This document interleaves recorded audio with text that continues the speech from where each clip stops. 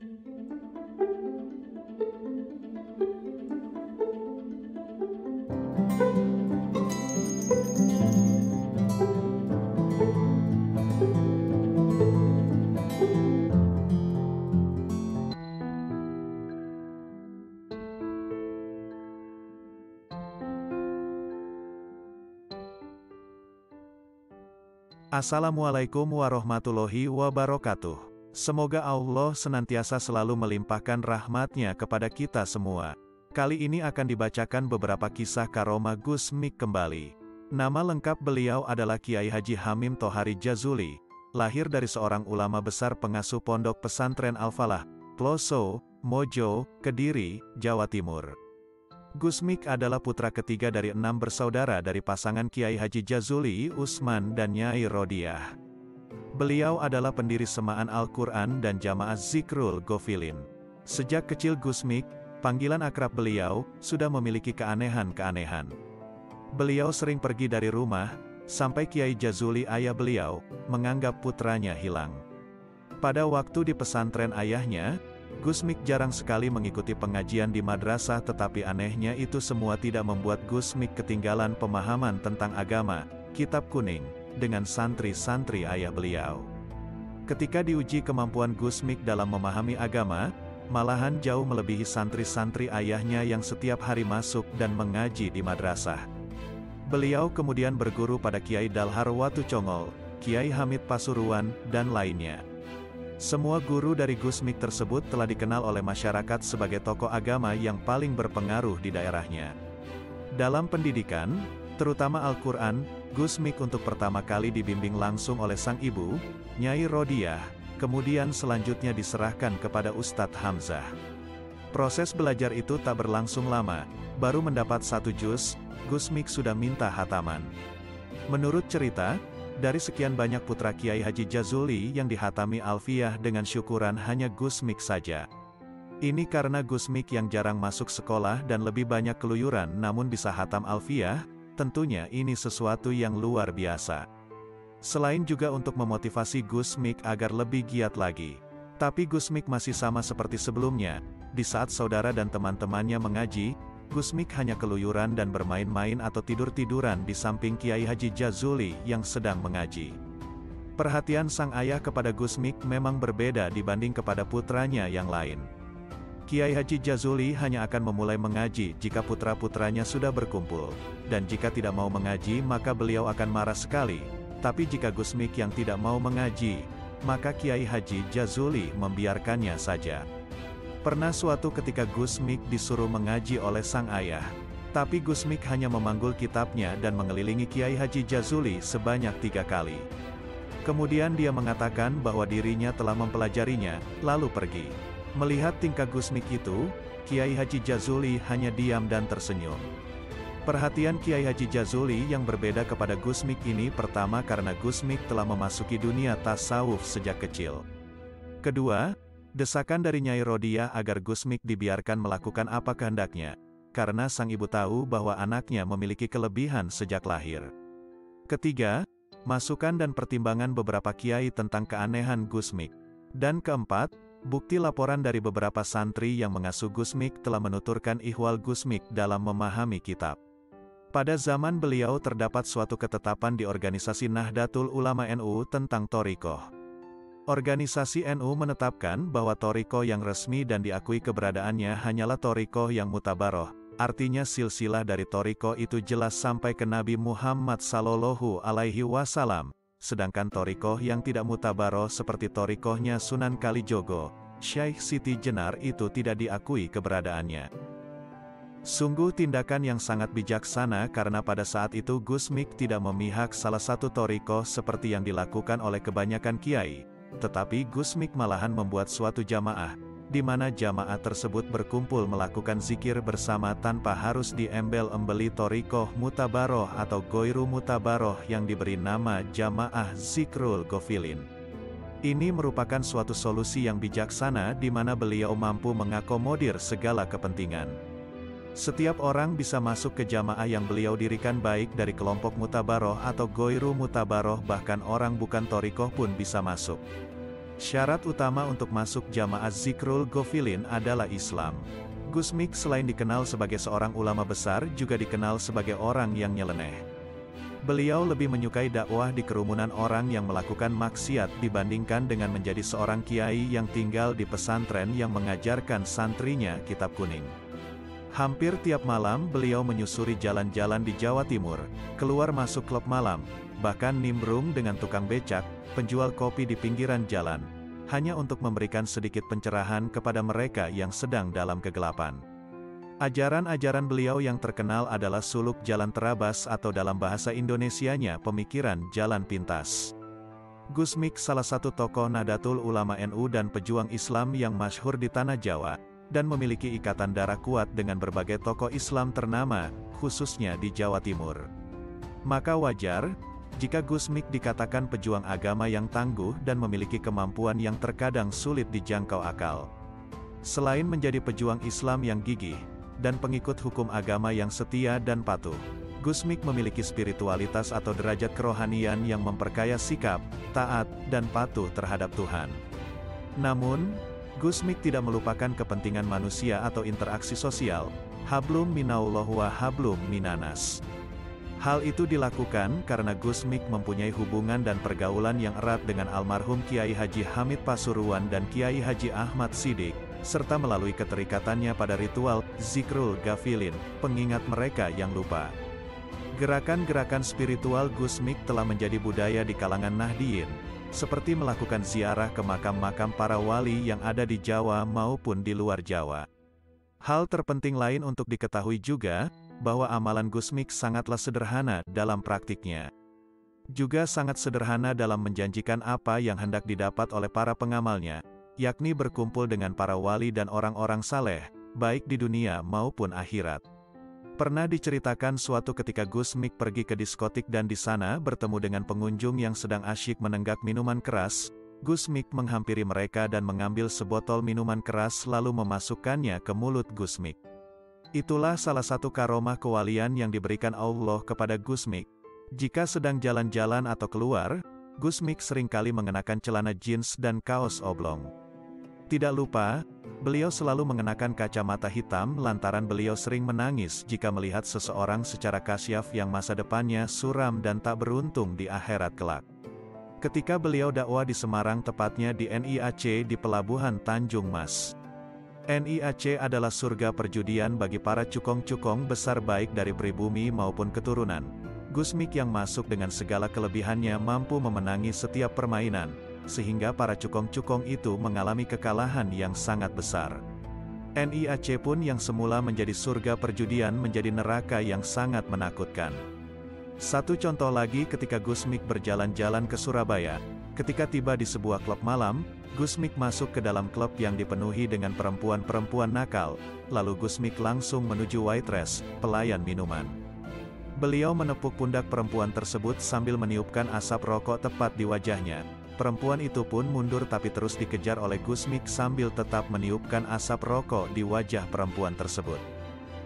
Perempuan tersebut mundur hingga terbaring di kamar dengan penuh ketakutan. Setelah kejadian tersebut perempuan itu tidak tampak lagi di klub malam itu. Pernah suatu ketika Gus Farid, anak Kiai Haji Ahmad Siddiq yang sering menemani Gus Mik, mengajukan pertanyaan yang sering mengganjal di hatinya. Pertama, bagaimana perasaan Gus Mik tentang wanita? Aku setiap kali bertemu wanita, walau secantik apapun dia, dalam pandangan mataku yang terlihat hanya darah dan tulang saja. Jadi jalan untuk syahwat tidak ada, jawab Gus Mik. Pertanyaan kedua, Gus Farid menanyakan tentang kebiasaan Gus Mik memakai kacamata hitam baik itu di jalan maupun saat bertemu dengan tamu. Apabila aku bertemu orang di jalan atau tamu, aku diberi pengetahuan tentang perjalanan hidupnya sampai mati. Apabila aku bertemu dengan seseorang yang nasibnya buruk, maka aku menangis. Maka aku memakai kacamata hitam agar orang tidak tahu bahwa aku sedang menangis, jawab Gus Mik. Adanya sistem dakwah yang dilakukan Gus Mik tidak bisa dicontoh begitu saja karena resikonya sangat berat.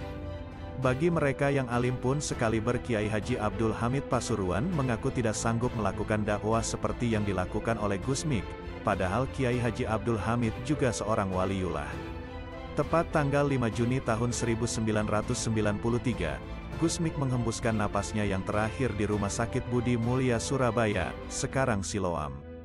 Kiai yang nyeleneh dan unik akhirnya meninggalkan dunia dan menuju kehidupan yang lebih abadi dan bertemu dengan Tuhannya yang selama ini beliau rindukan. Berikut akan dibacakan beberapa kisah karomah Gusmik. 1. Saat Gusmik di Ploso, ada seorang santri yang sering mengikuti Gusmik. Dia tidak sholat karena menurutnya dia meniru Gusmik yang tidak sholat. Suatu sore, ia ikut Gusmik mencari ikan di sungai. Saat menjelang maghrib, Gusmik menyuruhnya memegang jala kecil karena Gusmik akan pergi sebentar. Ketika hari mulai gelap, santri tersebut merasa jala yang dipegangnya sudah penuh terisi ikan. Ia berusaha menarik jala tersebut sekuat tenaga. Tanpa disengaja, di tengah usahanya menarik jala tersebut, dia melihat Gusmik yang sedang melaksanakan sholat maghrib di atas dahan pisang, bahkan lanjut sampai ke sholat isya. Setelah selesai sholat, Gusmik kemudian melayang turun menemui santri tersebut.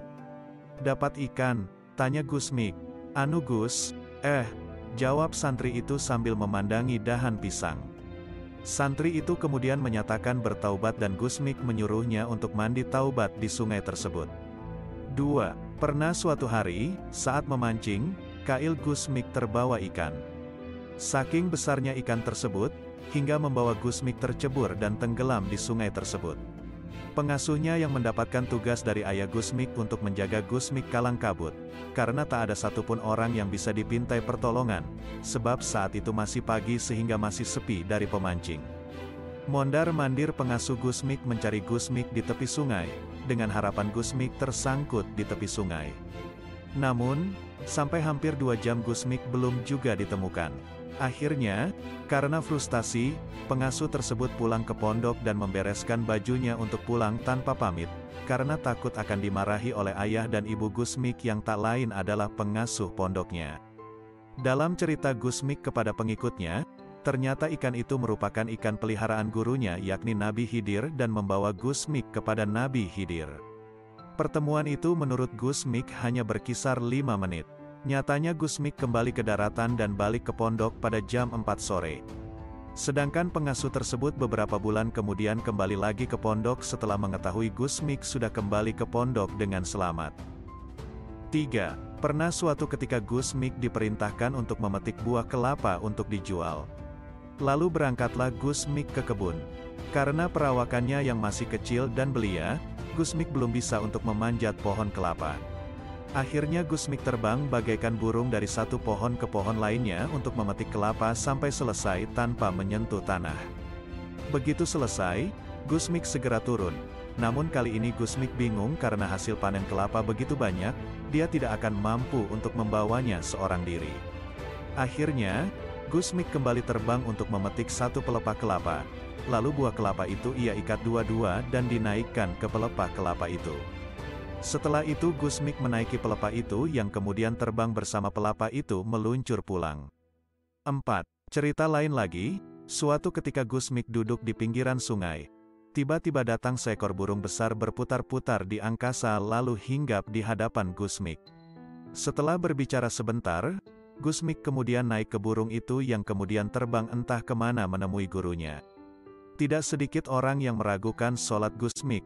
Bahkan Kiai Haji Hamid Kajoran pernah meragukan sholat Gusmik. Saat Kiai Haji Hamid Kajoran berziarah ke makam Sunan Ampel, setelah terlebih dahulu berwudu lantas menengadahkan tangannya, pada saat itulah Kiai Haji Hamid Kajoran melihat Gusmik yang sedang melaksanakan sholat di atas dahan pisang. Sejak saat itulah Kiai Haji Hamid tidak berani berburuk sangka pada Gusmik. 5. Pernah sekali Gusmik bermain di tepi sungai Berantas dan menonton orang yang sedang memancing. Pada saat banjir besar, Gusmik tak disangka tergelincir ke sungai dan hilang tertelan gulungan pusaran air. Sampai beberapa jam, santri yang ditugaskan ayah Gusmik menjaga Gusmik mencari di sepanjang pinggiran sungai, dengan harapan Gusmik tersangkut atau bisa berenang ke daratan, tetapi malah Gusmik muncul dari tengah-tengah sungai, berdiri dengan air hanya sebatas mata kaki. Karena saat itu Gusmik tengah berdiri di atas punggung ikan yang sangat besar, yang menurut Gusmik itu merupakan ikan peliharaan gurunya, yakni Nabi Khidir alaihi salam. 6. Gusmik yang kala itu berumur 9 tahun, semakin tampak penuh dengan keajaiban. Ada peristiwa yang diketahui halayak ramai yakni berkaitan dengan wafatnya Kiai Haji Romli, Peterongan, Jombang. Seorang mursyid tarekat Qadariyah dan dikenal luas sebagai ulama besar. Hari itu datang utusan keluarga Kiai Haji Romli dari Peterongan kepada Kiai Haji Jazuli di Ploso untuk menyampaikan kabar wafatnya Kiai Haji Romli. Kiai Haji Jazuli beserta keluarga bersiap-siap berangkat guna menuju untuk melayat ke Peterongan. Sedangkan Gusmik kala itu sedang bermain di halaman. Ada sebagian cerita menyatakan Gusmik enak-enakan tidur di kamar. "Mik semua mau taziah ke Kiai Haji Romli, Peterongan, kamu ikut tidak?" tanya Kiai Haji Jazuli. "Males bah," jawab Gusmik sambil terus bermain-main. Akhirnya seluruh keluarga berangkat menuju Peterongan kecuali Gusmik yang sibuk bermain. Begitu tiba di Peterongan, disambut oleh Nyai Romli. "Alhamdulillah Kiai bisa datang," kata Nyai Romli. "Nyuwun sewu, Amik," panggilan Gusmik, "tidak ikut. Tadi diajak tidak mau." "Lah, Gusmik sudah seminggu di sini menunggu Kiai Haji Romli sampai meninggal," jawab Nyai Romli. "Itu sedang bermain di halaman," tambah Nyai Romli. Setelah merasa cukup, Kiai Haji Jazuli kemudian berpamitan dengan penuh rasa penasaran terhadap putranya. Sesampainya di Ploso, Kiai Haji Jazuli memanggil Juwirin, santri yang ditugasi untuk menjaga Gusmik. "Selama aku pergi ke Peterongan, Amik pergi kemana saja?" tanya Kiai Haji Jazuli. "Gusmik tidak kemana-mana.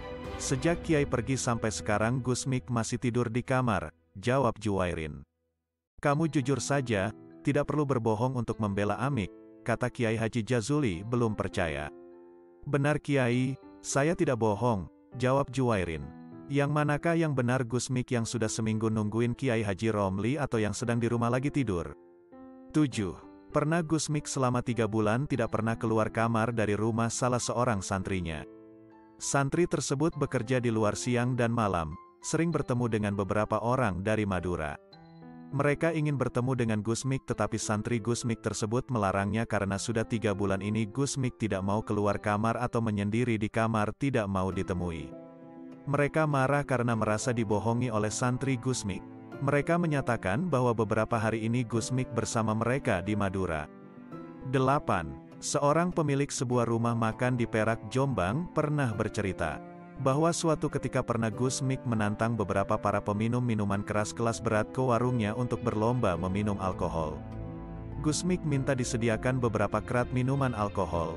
Mereka kemudian minum termasuk Gusmik dan terus minum sampai menghabiskan banyak botol.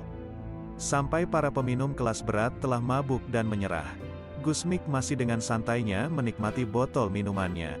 Setelah Gusmik dan para peminum pergi, pemilik warung itu memberesi botol-botol yang berserakan di meja para peminum. Kebetulan pemilik warung itu menemukan botol minuman Gusmik yang masih ada isinya. Karena penasaran, pemilik warung itu mencicipinya. Ternyata, minuman itu telah menjadi air putih. 9. Gusmik juga terkenal bisa mengubah benda menjadi obat. Pernah suatu kali ada seorang yang tergopoh-gopoh ingin menyeberangi sungai untuk mencarikan obat istrinya yang sedang mengerang-erang sakit perut. Gusmik yang kala itu berada di perahu, mencegah orang itu untuk menyeberang sungai. Lantas Gusmik kemudian mengambil lumpur sungai dan membentuknya menjadi butiran kecil sebesar jagung. Tanah itu lantas Gusmik berikan pada orang tersebut agar diminum istrinya yang sakit perut. Gusmik berpesan, "Bila sudah minum ini masih sakit, cepat temuilah saya dan marahilah saya. Saya akan tetap di sini." Maklum orang bingung, dalam keadaan terdesak karena istrinya sakit. Lantas orang tersebut pulang, tapi tak kembali lagi. Gusmik juga pernah menjual butiran tanah liat yang dibentuk seperti obat di pasar, yang semuanya pasti biiznillah. 10. Pernah suatu ketika Gusmik yang baru bisa merangkak, dibawa ibunya ke kebun untuk mengumpulkan kayu bakar. Tanpa diduga muncul seekor harimau dari semak-semak. Ibu Gusmik yang mengetahui hal itu langsung lari hingga lupa untuk membawa Gusmik bersamanya.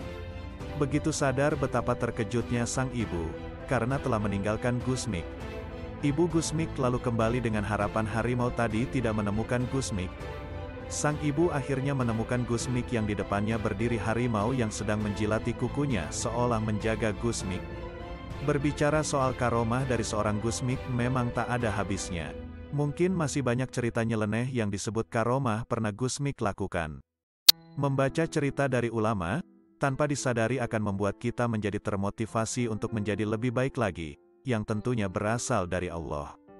Bahkan seorang Imam Abu Hanifah pernah berkata, kalau beliau lebih senang membaca sejarah ulama daripada mempelajari fikih.